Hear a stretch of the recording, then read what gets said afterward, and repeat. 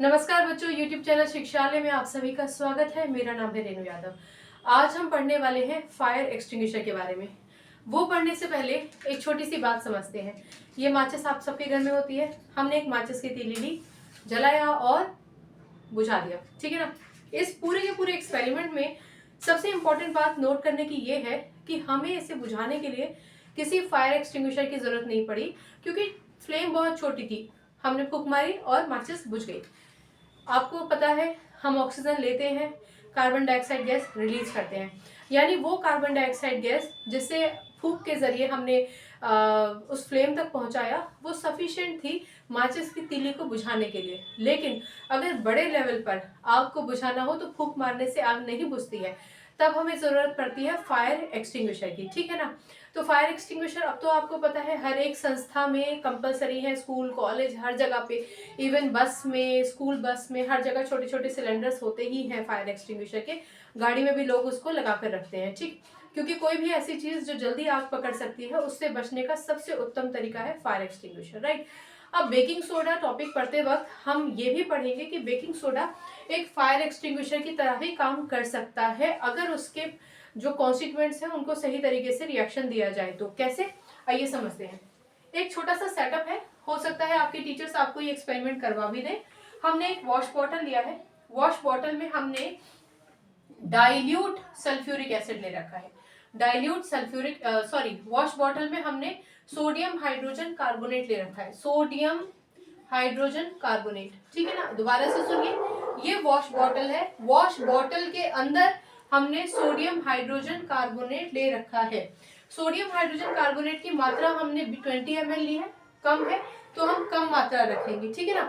अब इस sodium hydrogen carbonate में, वॉश बॉटल में sodium hydrogen carbonate, wash bottle में ही हमने एक अरेंजमेंट किया है इग्निशन ट्यूब का। ये जो है आपका इग्निशन ट्यूब है। बेसिकली आपके पास टेस्ट ट्यूब्स होते हैं ना, तो टेस्ट ट्यूब्स ज्यादा टेम्परेचर विदस्टैंड नहीं कर पाते, टूट जाते हैं। तो ये जो होते हैं ये हार्ड टेस्ट ट्यूब्स होते हैं जो एक हाई टेम्परेचर बर्दाश्त कर सकते हैं, इसलिए आप इनको इग्निशन ट्यूब भी कह सकते हैं। इस इग्निशन ट्यूब में हमने थोड़ा सा डाइल्यूट सल्फ्यूरिक एसिड ले रखा है। सल्फ्यूरिक एसिड मतलब H2SO4, ठीक है ना। अब आप देख रहे हैं कि ये वॉश बॉटल में सोडियम हाइड्रोजन कार्बोनेट, उसी वॉश बॉटल में आपने एक इग्निशन ट्यूब को सस्पेंड कर रखा है, लटका रखा है, और उसमें है डाइल्यूट सल्फ्यूरिक एसिड। इसको आपने एक थ्रेड से जोड़ रखा है और थ्रेड के ऊपर आपने कैपिंग कर दी है, मतलब वॉश बॉटल को बंद कर रखा है, यानी सब कुछ बंद है। एक छेद से ये आपका नोजल जा रहा है और ये नोजल आपका सस्पेंडेड है इस सोल्यूशन में, ठीक है। इतना समझ में आया। एक छोटा सा सेटअप है। ये सेटअप कभी एग्जाम में एज सच नहीं पूछा जाएगा, लेकिन परफॉर्मेंस के जरिए हम ये जानेंगे कि कौन सा ऐसा कंपाउंड बाहर आएगा जो फायर एक्सटिंग्विशर की तरह काम करता है। हालांकि आपको पता है CO2 होता है, लेकिन फिर भी समझिए। तो ये जो सल्फ्यूरिक एसिड है, इस इग्निशन ट्यूब को हम थ्रेड, ये जो थ्रेड लगा रखा है इसको थोड़ा सा खींचेंगे तो थोड़ा टेढ़ा हो जाएगा। जब ये थोड़ा टेढ़ा होगा तो इसका जो डाइल्यूट सल्फ्यूरिक एसिड है ये सोडियम हाइड्रोजन कार्बोनेट के कांटेक्ट में आएगा, राइट। तो जब ये दोनों के दोनों सोल्यूशन, ये और सोडियम हाइड्रोजन कार्बोनेट आपस में मिल जाएंगे तो रिएक्शन होगा। और रिएक्शन किस तरीके से होगा वो जानते हैं। NaHCO3 सोडियम हाइड्रोजन कार्बोनेट मिलता है H2SO4 से, ठीक है। तो जब ये दोनों के दोनों आपस में मिलेंगे तो प्रोडक्ट क्या बनाएंगे, आपको पता है कभी भी रिएक्टेंट हमें बनाना है, Na पॉजिटिव होता है, H पॉजिटिव होता है, CO3 2 नेगेटिव होता है, H पॉजिटिव होता है, SO4 2 नेगेटिव होता है। आप जानते हैं कि कोई भी पॉजिटिव नेगेटिव के साथ कंबाइन करेगा, यानी पहला प्रोडक्ट हो जाएगा Na2SO4। आपको पता है अगर CO3 है इधर तो उधर जाके CO2 में कन्वर्ट होगा, तो ये हो जाएगा CO2 और आपका H2O, वाटर रिलीज होगा। इस पूरी की पूरी इक्वेशन को अगर हम बैलेंस करने की कोशिश करें, सोडियम 2 है, यहाँ पर 2 लिख देते हैं। हाइड्रोजन को बैलेंस करने की कोशिश करते हैं, यहाँ टोटल 4 हो गए तो यहाँ 2 लिख देते हैं। कार्बन को बैलेंस करने की कोशिश करते हैं, यहाँ 2 कार्बन थे, 2 लिख देते हैं। अब ऑक्सीजन देख लीजिए, 2 3 6 और 7 8 9 10, 4 5 6 7 8 9 10, ऑक्सीजन भी बैलेंस हो गए। कभी भी इक्वेशन को आप लिखेंगे ना, हमेशा उसको तोड़कर कंपाउंड बना के फिर बैलेंस करिए, ठीक है ना। उसके बाद आप नामकरण कर सकते हैं, sodium hydrogen carbonate, dilute sulphuric acid, sodium sulphate, carbon dioxide और H2O। ये जो कार्बन डाइऑक्साइड है ना, बस यही है आपके फायर एक्सटिंग्विशर का मेन कंपोनेंट जो आपको बुझाने के काम आता है। तो आपने देखा कि इस पूरे के पूरे सेटअप में जो बेकिंग सोडा था, जिसे हम सोडियम हाइड्रोजन कार्बोनेट भी कहते हैं, वो बेकिंग सोडा जब H2SO4 डाइल्यूट सल्फ्यूरिक एसिड के साथ रिएक्ट करता है, यानी उसको डाइल्यूट सल्फ्यूरिक एसिड चाहिए, अगर बेकिंग सोडा में थोड़ा सा डाइल्यूट सल्फ्यूरिक एसिड आप डाल देंगे तो अच्छी मात्रा में कार्बन डाइऑक्साइड गैस निकलेगा। वो कार्बन डाइऑक्साइड गैस इतना होता है कि किसी भी जलती हुई चीज पर अगर आप उसको, जो कार्बन डाइऑक्साइड गैस निकल रहा है, उसको एक्सपोज कर देंगे तो वो बुझ जाएगा, ठीक है ना। क्योंकि ये एक्सपेरिमेंटल सेटअप है, छोटा सा वॉश बॉटल में आपने ये पूरा सेटअप किया है, तो इस सेटअप में यहाँ से जो कार्बन डाइऑक्साइड गैस निकलेगी वो कार्बन डाइऑक्साइड गैस नोजल से बाहर निकलेगी। जब गैस नोजल से बाहर निकलेगी तो कोई भी जलती हुई चीज अगर आप इसके कांटेक्ट में लेकर आएंगे तो वो जलती हुई चीज बुझ जाएगी। इसका कारण क्या होता है? कारण ये होता है कि कोई भी चीज अगर जलती है तो ऑक्सीजन की वजह से जलती है, ऑक्सीजन मिलता है। तो यहाँ से जो कार्बन डाइऑक्साइड गैस निकलती है, मानो ये कोई आपके पास कोई भी आर्टिकल है जो जल रहा है, तो यहाँ से जो कार्बन डाइऑक्साइड गैस निकलेगी वो कार्बन डाइऑक्साइड गैस इस जलने वाली चीज के अराउंड एक एनवलप कर लेती है, घेरा बना लेती है। जब कोई चीज जल रही है, उसको ऑक्सीजन मिल रही है तो वो और ज्यादा जल रही है, लेकिन जैसे ही कार्बन डाइऑक्साइड गैस जलने वाली चीज के कांटेक्ट में आता है वो उसको एनवलप कर लेता है, उसको पूरी तरीके से घेर लेता है। जब वो जलने वाली चीज घिर जाएगी तो ऑक्सीजन का जो कांटेक्ट था, ये जल रही है कोई चीज, ठीक है, आपने कार्बन डाइऑक्साइड गैस यानी फायर एक्सटिंग्विशर जो नोजल था, फायर एक्सटिंग्विशर यहाँ पे लगाया। जैसे ही फायर एक्सटिंग्विशर यहाँ पर आया तो उसका जितना भी CO2 था उसने इस पूरी चीज के आसपास घेरा बना दिया।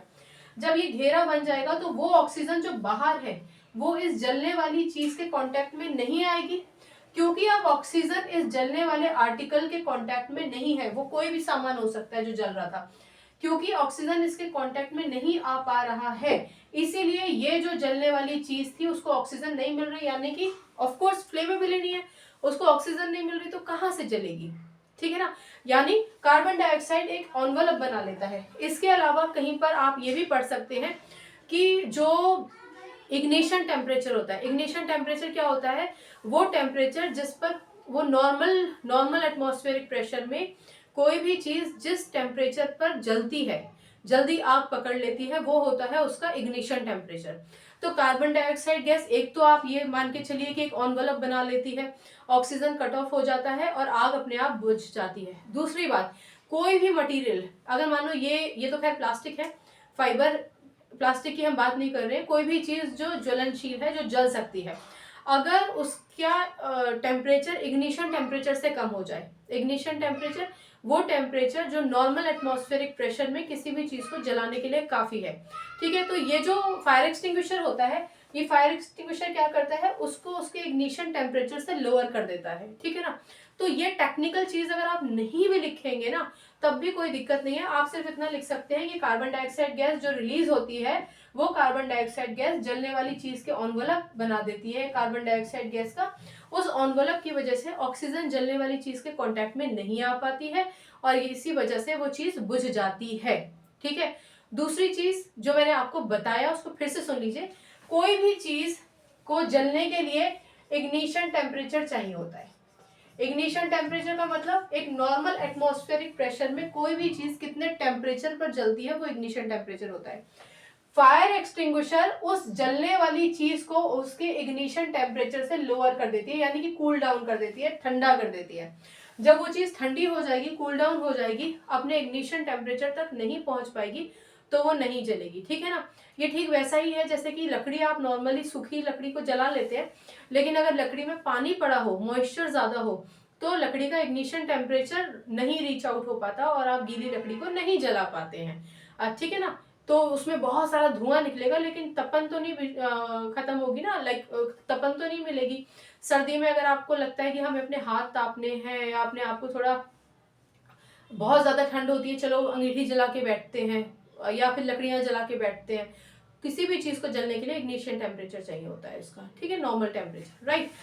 तो अल्टीमेटली इस पूरे के पूरे लेक्चर से आपने क्या समझा? इस लेक्चर से आपने ये समझा कि आप एक नॉर्मल एक्सपेरिमेंट से, जिसमें आपने baking soda, sodium hydrogen carbonate, dilute sulphuric acid का इस्तेमाल करके थोड़ा सा कार्बन डाइऑक्साइड गैस रिलीज किया, उस कार्बन डाइऑक्साइड गैस को अगर आप नोजल के जरिए बाहर निकलते हुए कार्बन डाइऑक्साइड को किसी जलती हुई चीज से एक्सपोज करते हैं तो वो चीज बुझ जाएगी। यानी कि बेकिंग सोडा एक फायर एक्सटिंग्विशर की तरह भी काम कर सकता है। इतना समझ में आ गया? फायर एक्सटिंग्विशर की तरह कैसे काम करता है वो मैंने आपको समझा दिया है। इग्निशन टेम्परेचर वाला पॉइंट जरूरी नहीं है कि आप लिखें, बस कॉन्सेप्ट आपके दिमाग में आना चाहिए। अगर पूछा जाए यूजेस क्या क्या है फायर एक्सटिंग्विशर के, तो फायर एक्सटिंग्विशर का एक यूज ये भी होता है कि it is used as a uses अगर पूछे जाए बेकिंग सोडा के, तो बेकिंग सोडा का एक यूज ये भी है कि ये फायर एक्सटिंग्विशर की तरह काम आता है। छोटा सा लेक्चर था, आई होप आपको समझ में आ गया होगा। अगले लेक्चर में हम इसके और कुछ यूजेस पढ़ेंगे। ठीक है, अगली बार मिलने तक अपना ख्याल रखिए, खुश रहिए। आज के लिए इतना ही, नमस्कार।